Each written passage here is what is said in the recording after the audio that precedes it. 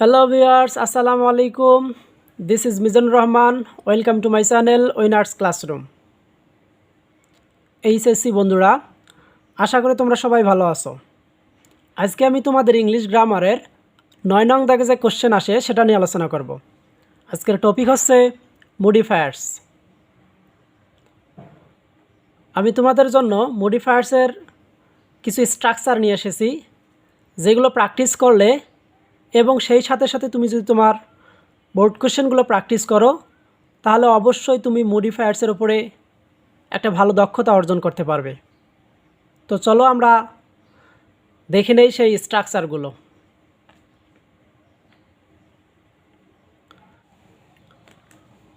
Modifier মূলত দুই ধরনের হয়ে থাকে, pre modifier, post modifier. Pre অর্থ পূর্বে আর পোস্ট অর্থ পরে। মডিফায়ার মূলত অ্যাডজেক্টিভ বা অ্যাডভার্ব হয়। এখন আমরা স্ট্রাকচারগুলো দেখব। 1 নম্বর, প্রি মডিফাই দ্য নাউন। স্ট্রাকচারটা আছে অ্যাডজেক্টিভ প্লাস নাউন। এখানে দেওয়া হয়েছে newspaper plays a very dash role in modern civilization. তো এই ফাঁকা স্থানে একটা অ্যাডজেক্টিভ যুক্ত করতে হবে। এই অ্যাডজেক্টিভ হলো ওয়ার্ডটা, তার পরবর্তী যে রোল শব্দটা রয়েছে এটা হচ্ছে নাউন। এই নাউনটাকে মডিফাই করে। তো এখানে আমরা অ্যান্সার দিয়ে দিয়েছি ইম্পর্টেন্ট। তো newspaper plays a very important role in modern civilization. 2 নম্বর, প্রি মডিফাই দ্য ভার্ব।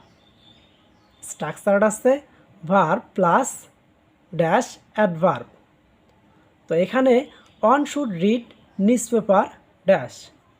এখানে রিড শব্দটা ভার্ব, এর পরেই কিন্তু আমরা অ্যাডভার্ব বলিনি, আমরা এর পরে একটু ফাঁকা স্থান দিয়েছি, অর্থাৎ এই ফাঁকা স্থানে হয়তো কোনো কিছু ওয়ার্ড থাকতে পারে। তো এখানে অন শুড রিড নিউজপেপার, এখানে এই শূন্য স্থানে একটা অ্যাডভার্ব যুক্ত করতে হবে। আমরা অ্যান্সার দিয়ে দিয়েছি রেগুলারলি। তো আমরা বলতে পারি one should read newspapers regularly. 3 number, use positive to pre modify the noun. স্ট্রাকচারটা আছে his, her, my, our, their, your plus noun. অর্থাৎ পজিটিভের পরে একটা নাউন থাকবে। এখানে dash brother has gone to Dhaka. তো এই ব্রাদার ওয়ার্ডটা হচ্ছে নাউন, এর পূর্বে একটা পজিটিভ যুক্ত করতে হবে। এখানে আমরা অ্যান্সার দিয়ে দিয়েছি হিজ। তো his brother has gone to Dhaka, এই হিজ ওয়ার্ডটা তার পরবর্তী যে ব্রাদার নাউনটা রয়েছে সেটাকে মডিফাই করতেছে। Post modify the noun with an appositive. স্ট্রাকচারটা আছে নাউন প্লাস কমা, নাউন কমা প্লাস ভার্ব। তো এখানে অ্যাপোজিটিভ বলতে মূলত প্রথম যে নাউনটা থাকে সেই নাউনটা সম্পর্কে অতিরিক্ত কিছু পরিচয় প্রদান করা। এখানে দেওয়া হয়েছে Kazi Nazrul dash is called the Shelley of Bengali literature. তো এই শূন্য স্থানে, এই ফাঁকা স্থানে আমরা কাজী নজরুল সম্পর্কে একটা অতিরিক্ত পরিচয় দিব। এখানে অ্যান্সার আমরা দিয়ে দিয়েছি আওয়ার ন্যাশনাল পোয়েট। তো Kazi Nazrul our national poet is called the Shelley of Bengali literature. 5 number, use determiner to pre modify the noun. Actually determiner আর্টিকেলকেই রেফার করে, অথবা থাকতে পারে ইউজ আর্টিকেল। এখানে স্ট্রাকচারটা আছে আর্টিকেল প্লাস নাউন। তো ইমন ইজ ড্যাশ স্টুডেন্ট। তো স্টুডেন্ট ওয়ার্ডটার পূর্বে একটা আর্টিকেল যুক্ত করতে হবে।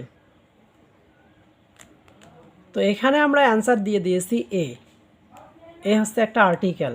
তো Emon is a student. 6 number, post modify the verb by using infinitive noun অথবা নাউন ফ্রেজ। এখানে স্ট্রাকচারটা হচ্ছে verb plus dash 2 plus V1। এই 2 প্লাস V1 ওয়ার্ডটি হচ্ছে ইনফিনিটিভ। তো এখানে দেওয়া হয়েছে দে work hard.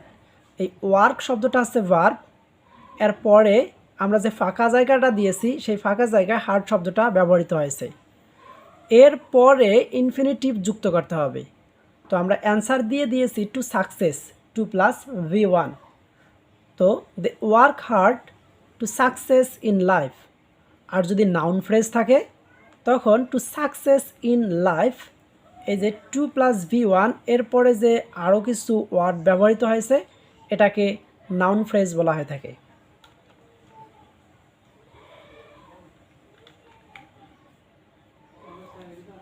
7 use noun adjective two pre modify the noun. স্ট্রাকচারটা আছে নাউন প্লাস নাউন, অর্থাৎ একই সঙ্গে যদি দুইটা নাউন ব্যবহৃত হয় তাহলে তার পূর্বের নাউনটাকে আমরা অ্যাডজেক্টিভ হিসাবে জানি। এজন্য আমরা এখানে ছোট করে অ্যাডজেক্টিভ কথাটা দিয়ে দিয়েছি।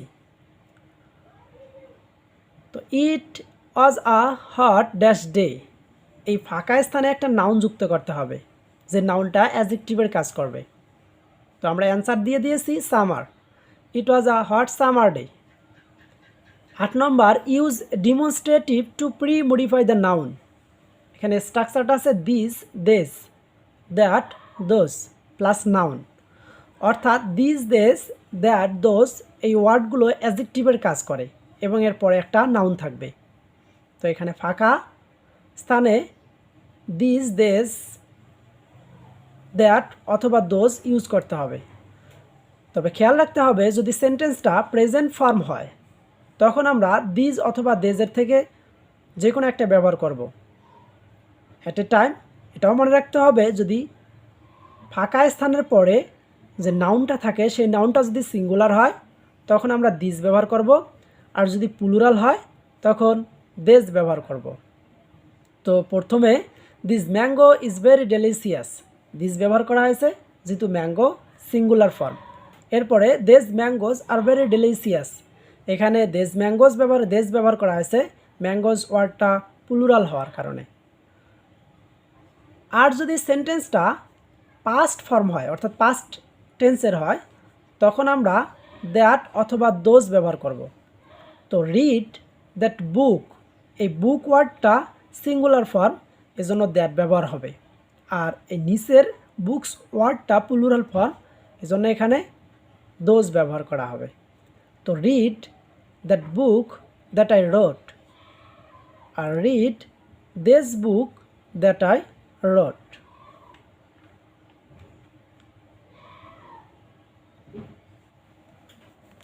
নয় number post modify the verb with prepositional phrase. Structure verb dash prepositional noun অথবা নাউন ফ্রেজ। উদাহরণ the crow was flying place to place, এই ফাঁকা স্থানে প্লেস টু প্লেস ওয়ার্ডটা ব্যবহৃত হয়েছে।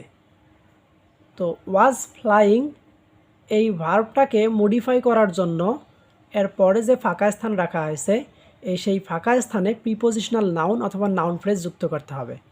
আমরা অ্যান্সার দিয়ে দিয়েছি in search of water, the crow was flying place to place in search of water. 10 নম্বর use participle to pre modify the verb. Participle মূলত ভার্বের সঙ্গে আইএনজি যুক্ত হওয়া। তো এখানে dash the book we knew many things, এখানে read শব্দটা ভার্ব এর সঙ্গে আইএনজি যুক্ত করে রিডিং করা হয়েছে যেটা নিউ ভার্বটাকে মডিফাই করে। তো reading the book we knew many things.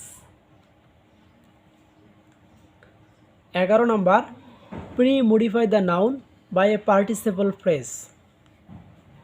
Participle phrase verb plus ING plus নাউনকে পার্টিসিপল ফ্রেজ বলা হয়ে থাকে। এরপরে সাবজেক্ট, এরপরে ভার্ব ব্যবহৃত হবে।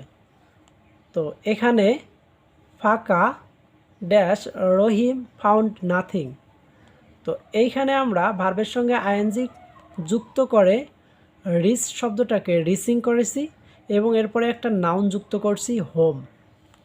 তাহলে reaching home, Rahim found nothing. Pre modify the participle. স্ট্রাকচারটা আছে আর ভার্ব প্লাস পার্টিসিপল। এখানে উদাহরণ দেওয়া হয়েছে most of the drivers are not dash trained, এই ট্রেন্ড শব্দটা পার্টিসিপল। এই পার্টিসিপলকে মডিফাই করার জন্য তার পূর্বে একটা অ্যাডভার্ব যুক্ত করতে হবে। আমরা অ্যান্সার দিয়ে দিয়েছি properly, most of the drivers are not properly trained. 13 number, use an intensifier to pre-modify the adjective. Actually intensifier বলতে very, extremely, really, so, to, absolutely, etc. এই ওয়ার্ডগুলোকে বলা হয়ে থাকে। অর্থাৎ ইন্টেন্সিফায়ার হচ্ছে তীব্রতা বোঝাতে ব্যবহৃত হয়। এখানে স্ট্রাকচারটা আছে অ্যাডভার্ব প্লাস অ্যাডজেক্টিভ। উদাহরণ, it is dash dangerous for human health. তো ইট ইজ এখানে ফাঁকা রাখা হয়েছে এই ডেঞ্জারাস অ্যাডজেক্টিভটাকে অ্যাডভার্ব তার পূর্বে অ্যাডভার্ব বসিয়ে মডিফাই করার জন্য। তো it is very dangerous for human health. 14 number, use an adverb অথবা adverbial phrase to post modify the verb. এখানে if we destroy trees dash one day the country will turn into a great desert. এই ফাঁকা স্থানে একটা adverb যুক্ত করতে হবে অথবা অ্যাডভার্বিয়াল ফ্রেজ যুক্ত করতে হবে। আমরা যদি অ্যাডভার্ব যুক্ত করি আমরা অ্যান্সার দিয়ে দিয়েছি ইনডিসক্রাইমিনেটলি, ইফ উই ডিস্ট্রয় ট্রিজ ইনডিসক্রাইমিনেটলি। আর যদি অ্যাডভার্বিয়াল ফ্রেজ যুক্ত করতে বলা হয়ে থাকে তখন আমরা দিব at random, if we destroy trees at random one day the country will turn into a great dessert.